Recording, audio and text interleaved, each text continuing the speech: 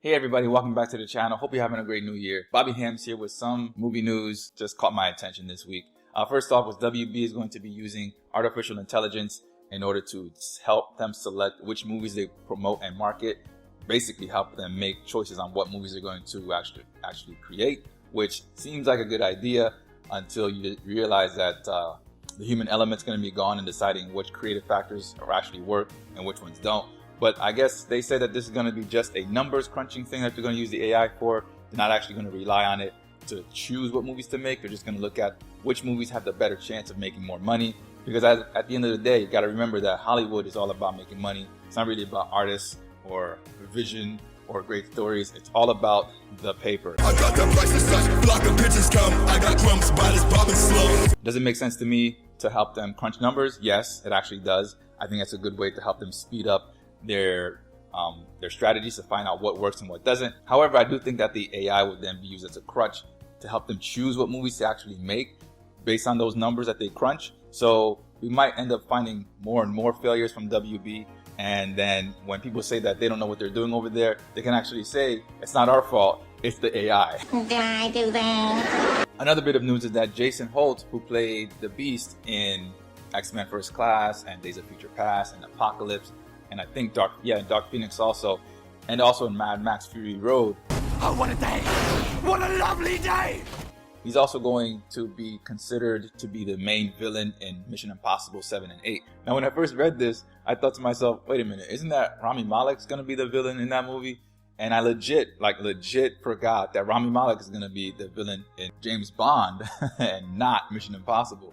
But the thing is, to my defense, James Bond has become such a genre movie that it doesn't really stand out on its own anymore. There are so many spy films, and credit to Tom Cruise, he's actually elevated the Mission Impossible franchise up to that James Bond level that James Bond has sort of lost its identity. So I guess it's kind of my fault too also, but I mean, the two franchises are so similar now. I literally forgot that Rami Malek is in James Bond and Jason Holt will be in Mission Impossible, that they're two separate things. So I guess my bad, but really, James Bond's bad, really. Another thing is that Scott Derrickson has left the DC. He left DC. Never. Scott Derrickson, who was going to direct Doctor Strange 2, something multiverse, whatever the hell it's called. He's left that project now. He's going to remain on as an executive producer, but he will not be directing the movie anymore. And the reason that he gave for the split was that there were creative differences between him and Disney, which is kind of a blanket description or general excuse when a director or an artist disagrees vehemently with what the studio is saying that they should do. For instance, Scott Derrickson is known for his horror movies, and Disney doesn't do horror, so that might have been quite a clash there. And so I'm sure that when Scott Derrickson's idea of making Doctor Strange, weird and maybe scary and maybe terrifying at some points, that Disney and Kevin Feige were like, well, that's not really our brand. We're more about happy, cuddly kids stuff. We're more kids content. So if you can't cut back on the horror and this, and this, then we can't work with you. And I'm sure Scott Derrickson was like, all right, fine, whatever. I'll remain on as an executive producer.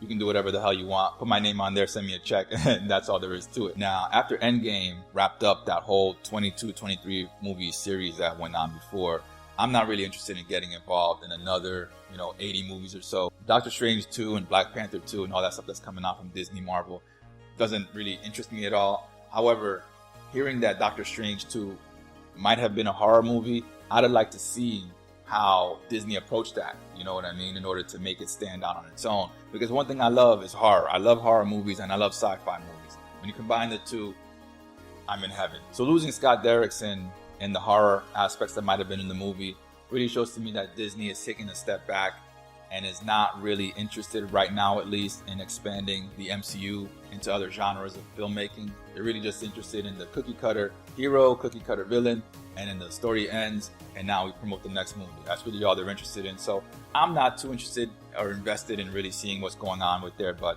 I'm sure there are a lot of fans who are kind of hoping it was going to be like a horror film, or at least scarier than a PG-13. Maybe not something on the lines of Saw or oh my god, Saw. That'd be awesome to see.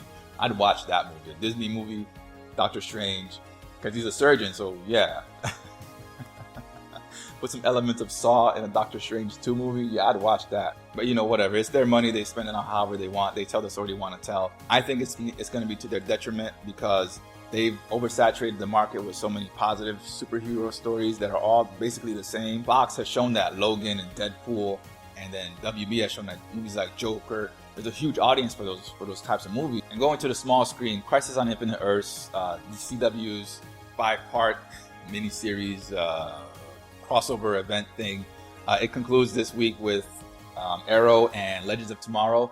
And the storytelling for that hasn't been all that great. I'm not gonna give a review about it until I see the last 2 episodes. I do have another video about breaking down those first 3 episodes, well, first 4 really if you count Black Lightning, and I'll post that shortly. So that's enough of that. All right, and lastly, in entertainment news, I say entertainment because it affects the creators on YouTube who create entertainment for the masses. Or it used to be for the masses, now it has to be strictly either for kids or not for kids. So YouTube started enforcing the COPPA rules as of Monday, January 6th, and the results so far are worse than a lot of creators assumed they would be.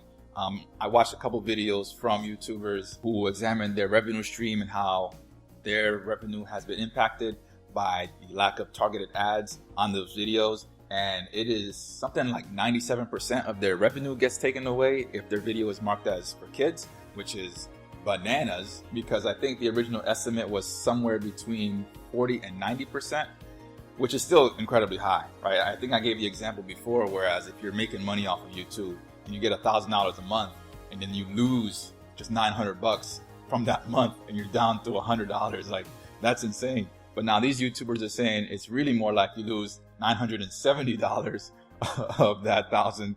So now you're down to $30 that you can actually make without being fined by the FTC. In one of the videos that I watched from a YouTuber whose name I can't remember right now, he pointed out that on the site there are cartoons that are not made for children whatsoever. One of them is called "I'm Scared, Don't Hug Me" or something like that, and it's a terrifying cartoon. It's absolutely mortifying to watch this thing. There's no way that thing was made with children in mind. However, the YouTube bots marked it and flagged it as being made for kids. And another one was a Charlie Brown parody on Family Guy, which also not made for children, but the YouTube bots flagged it as made for kids. Another YouTuber that I watched was making Lego, like construction things out of Lego blocks, that's a general audience kind of thing. It's not specifically made for kids because adults make Lego like mansions and just these amazing Star Wars things out of Lego blocks all the time.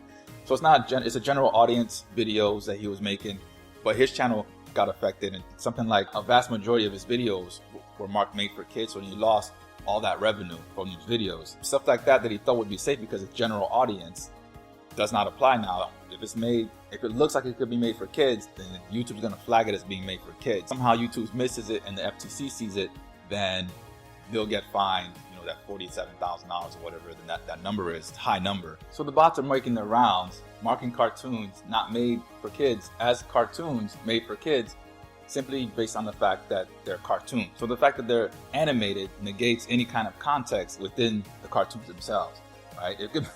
I wonder how they would react to like hentai cartoons on YouTube. Would that still be marked as made for kids? Because hentai is not made for kids. Another thing is that if you're uploading a video that's not made for kids, it's for adults, for an adult audience, and it could be something that has a political bent to it or is news related, such as you're talking about the socioeconomic adversities that millions of people face around the world and how those challenges are forcing geopolitical tensions to increase among governments, kind of raising the stake that there might be a World War III, third time's a charm. Those are subject matters that aren't made for children at all. They're not directed at kids. However, if you have a plush toy in the background of your video, like there, right? Then FTC will come by and say, yeah, this content seems to be for adults, but I do see a toy back there and kids love toys, so this video is made for kids. It's absolutely insane. Now I do know that sounds far-fetched and it might just be for comedic effect, but some of the examples that I've seen of YouTubers exploring their pages and then some of the reactions to this stuff and the impact it's had on some channels already, not so unbelievable. tell you the truth. And I've noticed it already personally, not on my channel, but just looking at the recommended page before I log in, there aren't many family vlog videos or toy review videos or game review videos or let's plays or anything like that.